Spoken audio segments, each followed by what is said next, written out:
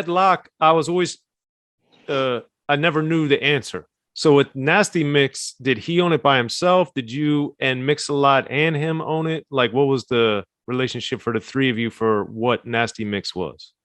Basically, it was the main owners was Ed Lock and another guy by the name of Greg Jones. Sir MixALot was the artist. I'm the co-founder, and I came up with the name Nasty Mix. I said, why don't we just call it Mix in my name? Because back then it was just MixALot and I. But yeah, he was the main guy behind it because he was the guy who knew the business. I didn't know anything about business or how to handle money back then. I just knew how to talk behind the mic and promote, and and I really believed in this artist, Sir MixALot. And really, when people told me no, I made that no into a yes. And next thing I know, we went gold and platinum, which was very rare in those days, especially coming from the West Coast. But yeah, it was quite a explosive ride, man, that I'll never forget. So how did you meet MixALot? Well, we actually went to the same high school, Roosevelt High School. I'm 2 years older than him, but I don't really even remember him in high school. But he remembered me because he goes, man, he used to say, man, I remember seeing you in the hallways, and one day I saw you pull a switchblade on this guy. He goes, hey, I never wanted to talk to you after that. I go, really? Because that's true. I used to do that. But we went to the same high school together.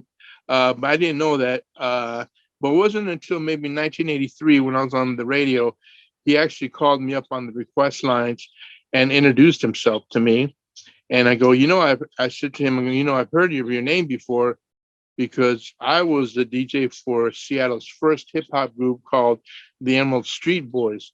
And every time we did a gig, we would be up against another group, Sir MixALot and another guy would be at the same gig.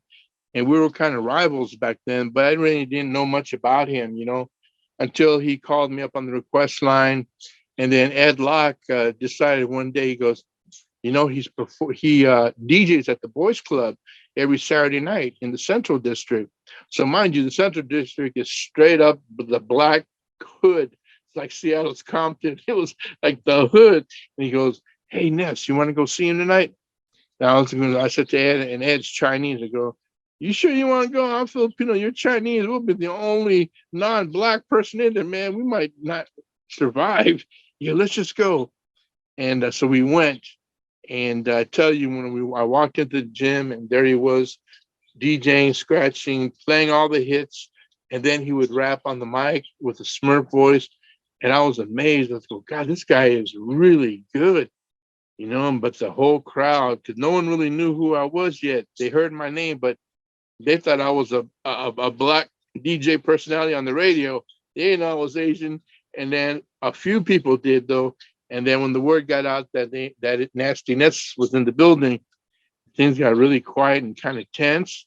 But it was one of the most memorable nights of my life. That's when I realized, man, this guy is really good. I think we need to do something here with this guy. So I offered him if I could play his songs on my radio show on Sunday nights where I play new music.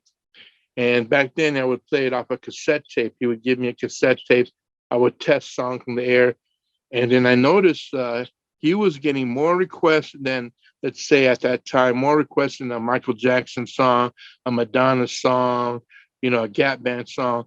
And it was like, wow, that's kind of telling me something about this guy. Then we just started doing gigs. And next thing I know, we did 1 or 2 gigs where it filled up the house, like 5,000 people. And kind of like the rest is history after that, man. Yeah, that's crazy. So what made it so tense when you were at the venue and people were like, oh, Nasty-Nes is in the building? What made it tense?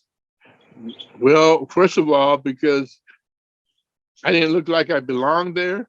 I wasn't from the neighborhood, although I did grow up in an area called Yesler Terrace, which is predominantly minorities. But in the Central District, no one knew me there. No one recognized me. It's like when you go to someone's hood or street and what set you from. And if you're not from that set, they'll know just by looking at you, the way I dress. I just didn't look like I belonged there, and I think that's why but they accepted me though when few of them realized who I was, because my show was so popular at the time. It didn't matter what race I was. They really liked the show and respected me for that. But I did go through a lot of people hating on me coming up though, and that was the hard part too, because I'm really sensitive, man. So whatever you say to me tonight, Sword, be really nice because I'm very sensitive. I really am, man. And yeah, but that's probably why I felt the tension, and I could just feel it. It was like a kung fu movie where everything just got real quiet, and then all of a sudden you hear,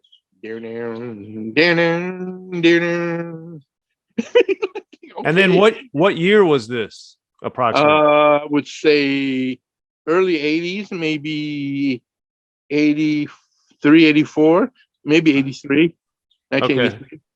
So at this point, there has been a lot of, at this point, it's still mainly singles with rap, but, there have been a lot of great artists that have been coming out at this point. So seeing what MixALot did, who did he remind you of? Who did he make you think of? Or was it just so different that it was really he was on his own?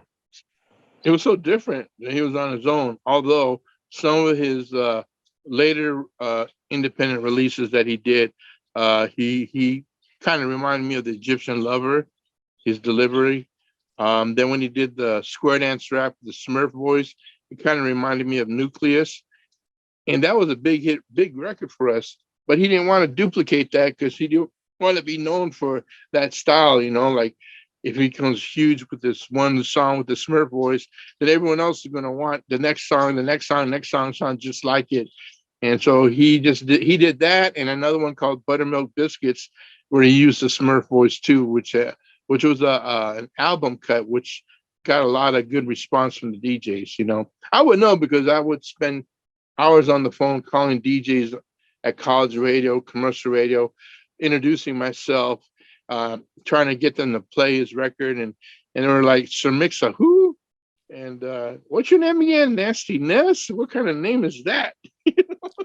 Even the operator at the radio station was like hung up on me, and I called back. I go, why'd you do that? She goes, well, that's kind of rude. And I go, what? Your name? I said, well, that is my name, Nasty-Nes. But I'm really a nice guy.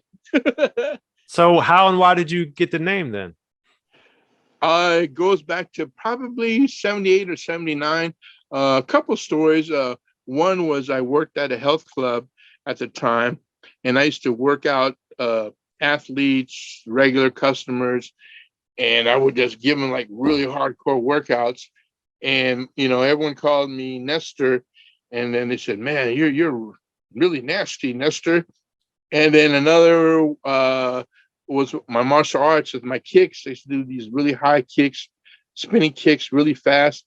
And the street slang at the time was like, that's fresh, that's dope, but we would say that's nasty. And my name happened to be Ness, and they just called me Nasty-Nes from that. So I decided to use that name on the radio because when I used my real name, which was Nestor Rodriguez, and I was 18 years old, people would call up and say, is Mr. Rodriguez there? And I go, oh, no, everyone's calling me Mr. Rodriguez, man. I'm only like 18 years old. But it sounded like Nestor Rodriguez. I was saying Mr. Rodriguez. I go, I'm going to take a chance and use Nasty-Nes and see what happens. Fair enough. Now, as far as square dance rap, I remember hearing that, and I just love my beat. That was the first time I'd heard of Sir MixALot. And the thing I remember too is this is early in the game, and I remember he was credited as writing, producing, doing all this stuff on the song. So as the songs. So as you guys are getting to know each other, working together, what was it like seeing somebody to be able to be basically a one-man show in the creation of I Just Love My Beat and Square Dance Rap? Yeah, I was there through everything. I seen him. I mean, he grew up in the projects. I was there. I went to his house and watched him create the beats, and it's just amazing to see someone, that used to maybe give him some pocket change to buy a burger at McDonald's to see where he's at now. he's amazing. And he was, his name at the time was Sir MixALot Ray, the computerized DJ. And I didn't understand what the computerized part, because back then really no one had computers, but he was into computers. He knew how to program drum machines. He had the Dr. Rhythm, the SB12. He knew how to do all that. He was so smart when it came to that. He programmed everything, and he rarely sampled anyone else's stuff. He created his own beats. And yeah, I would say for someone coming out of Seattle, where people used to say Seattle is just rain, green trees, and rain. Just to see someone coming up in that environment do good, man, it's really great to see, And I was there. I was there to be a part of that. Yeah. So with Square Dance Rap, I remember there were so many different releases. I remember seeing a European release, a 7-inch release, part of the I Just Love My Beat, and then it was on Swas and all this different stuff. So how and why do you think that song lasts so long? From 85 to 88, it had legs. I think if you listen to the lyrics, it's really funny. And just the voice itself, the Smurf voice. And when London, England did their version of it, and all they did was add some violins to it. When they did that, it ended up becoming #1 most requested song on the radio. And because of that, we were invited to be on their Fresh Festival show. And that's how I got to meet Jerry Heller, Dr. Dre, DJ Yella, Shakespeare, the Wrecking Crew. We were the only 2 West Coast groups on that show. Everybody else was like, Alan the Fish, Mantronics, all the big heavyweight New York groups. And we were the only West Coast groups, because back then it was really hardly any West Coast groups anyway. But yeah, that's how we got our first exposure outside of the United States, was being on that show in London. And man, I tell you, man, I thought we were the Beatles when we went on stage. I go, God, for just one song, man, everyone's treating me like I'm Paul McCartney. I like this. Yes, it is a great feeling. But with Square Dance Rap, do you remember why? What was the decision to use that Smurf voice instead of just a normal rap voice? Because he was doing that before he even put that record out. He when he DJ dances, he used that voice in other songs that was never released. It's just something that he did. When he did the Square Dance Rap, because he would let me hear songs that he recorded at home on a 4-track, and I would give my honest opinion. And I said, well, I think this one will do really well on my show. So I tested it out. And next thing I know, man, everyone kept calling in to hear the Square Dance Rap. Because originally, I Just Love My Beat, we thought was going to be the one to blow up. But, the DJs always knows, I trusted their opinion, and they picked that song. And we rolled with that. And then he ended up doing a kind of a remix to it. And yeah, so the rest is history. But yeah, the DJs really know. And I trusted their ears. And I trusted my ears too, because I had a regular radio show every week that I could play stuff and test it on. Yeah. And then the first time I really remember seeing you was the My Posse's on Broadway video.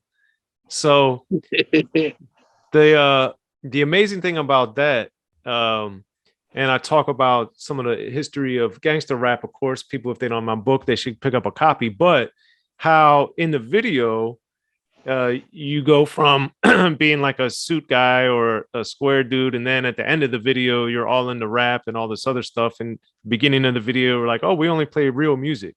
So you at that point, though, the irony is had been on the radio a long time and had success and had heard radio in different cities. So do you remember strategically why you guys wanted to show that growth in the video like that? Well, basically, I wrote the beginning and the ending, because at the station where I got my start in 1980 through 1988 was 1250 KFOX. When the new owners took over in 1988, they threatened me, and they said, we're no longer going to play rap music on this station under the new owners. So your show is going to be canceled. And I refused. I go, no way. I mean, how can you say that? I mean, we have the highest rated show every Sunday night. My show on the weeknights where I play like 2-3 rap singles each hour. You know, at the time, Arbitron was the ratings we went by. I said I had the highest ratings, and we're on AM radio, and we still have the highest ratings. We beat everyone. Because no, the new owners, they don't want to take that direction. And I just said, well, I'm going to continue playing rap, no matter what you say. And next thing I know, I got fired. And I was so hurt. I actually cried, and I never been fired in my life. And that was in 1988. So when we did the Ponce on Broadway video, that was me kind of like, you know, telling 1250 Fox to the people that fired me, you know, to, you know, like, F you. You know, so that really was based on a true story. And then maybe 3 or 4 months after I got fired, another station, non-commercial station on the FM dial, asked me if I want to take my show there. And that's the ending of the video where I end up playing hip hop. And I go, hey, you know, I'll play it again. Yeah, you know. And you did. K-Nes. Yeah. Yeah. K-Nes. Oh man, that's so cool. K-Nes. One day I'll have a K-Nes radio. Yeah, because I remember that, and that just remember thinking that was pretty awesome when I saw it. So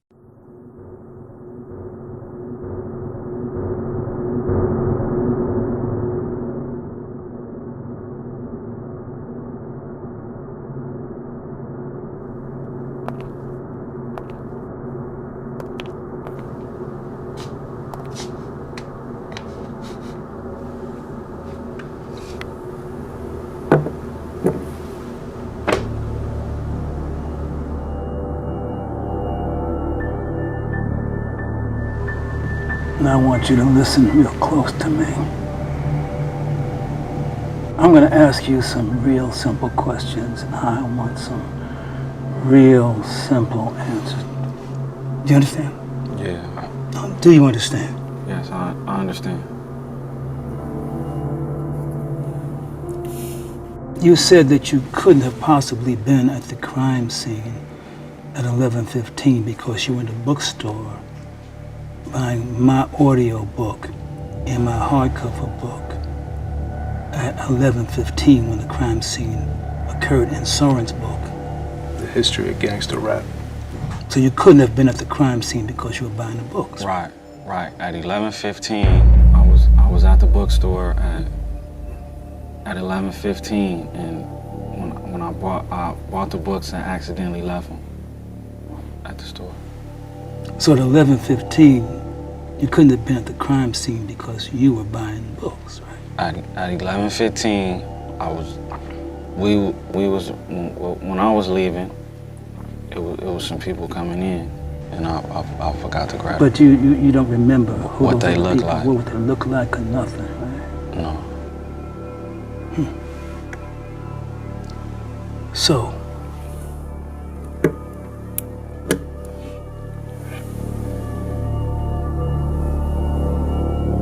At 12:15, you were in the bookstore buying my audio book and hardcover book and Soren's book at 12:15. So you couldn't have been at the scene because you were buying the books, right? Yeah, at 12, exactly, at 12:15 exactly, I was at the bookstore.